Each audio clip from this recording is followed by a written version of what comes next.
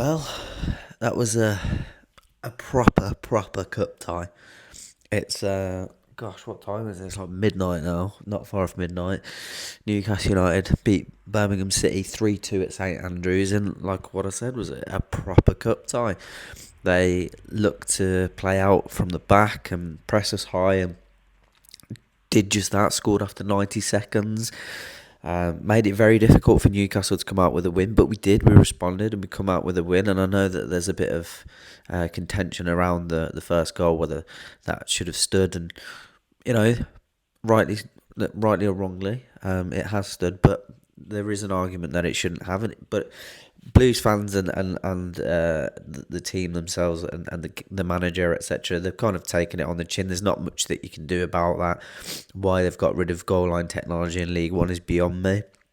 And beyond everybody, to be honest, because it would have cleared up the decision pretty quickly. But we got it, and then we battled well in the second half and looked much better with around half an hour or so to go, and quality just shone through. And we're into the fifth round of the FA Cup, and it would be fantastic to go on another good run in the cup.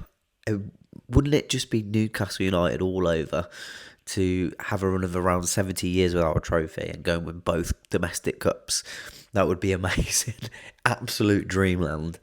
So yeah, obviously Brighton have beat Chelsea as well, which is a big team per se, being knocked out of the FA Cup. So that's favourable. Obviously, Manchester United have scraped through against Leicester. I haven't checked any other results today, so do forgive me. But I think Villa play tomorrow, maybe as well.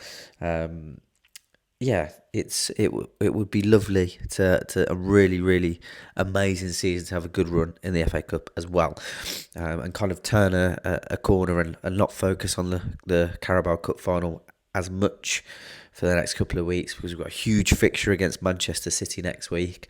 I think it's Liverpool after that, and then Forest. So a very difficult run of games. And there were some good performances today.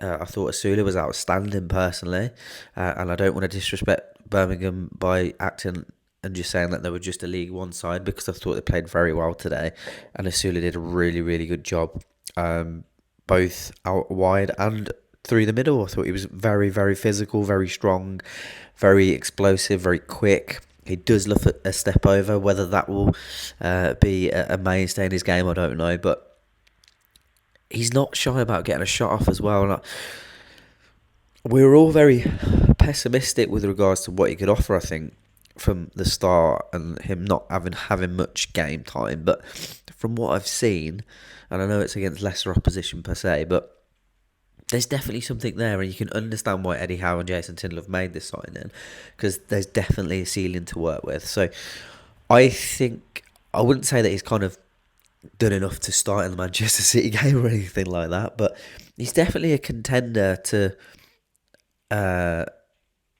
certainly be considered for a second half substitution for Jacob Murphy, for example. I quite like the idea of him out on the right hand side, especially with that pace to burn as well in the second half against already tired fullbacks. That would be an interesting look. Obviously, Lewis Miley was outstanding today. Absolutely outstanding. For such a young age, he's got such an old head on his shoulders, and he's just a joy to watch. He really is. I thought he was brilliant, and a great game for him to get his teeth into and try and get a good run of form as well. Bruno, minutes. Tonali was outstanding. Longstaff didn't have his best game by any stretch of the imagination. Callum Wilson got some good minutes under the belt. Joe Willock has obviously got 2 goals and was always battling down that left-hand side.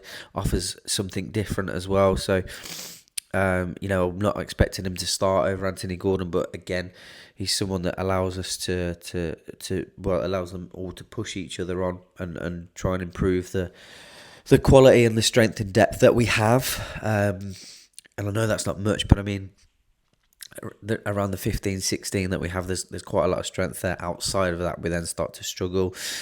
Nick Pope, oh God, although he made a fantastic save, his distribution was woeful, absolutely woeful.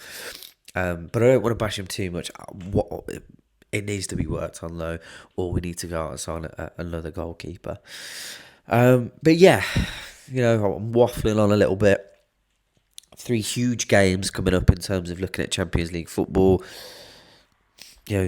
Manchester City more than capable of turning the screw against us. Of course, we know the quality that they have, and it being at the Etihad as well will make a difference. I know they're not in a good run of form, but it's a great tactical game between Pep Guardiola and Eddie Howe, and something that Man City are more than capable of coming out on top of. But positive signs again today. We did have a second string side out, and we performed well against a very game Birmingham City side who were really willing to press.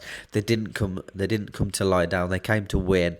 Fair play to them, and we dealt with it. And it was a really good, resilient win in the end from Newcastle United. So we take positives going into those 3 games.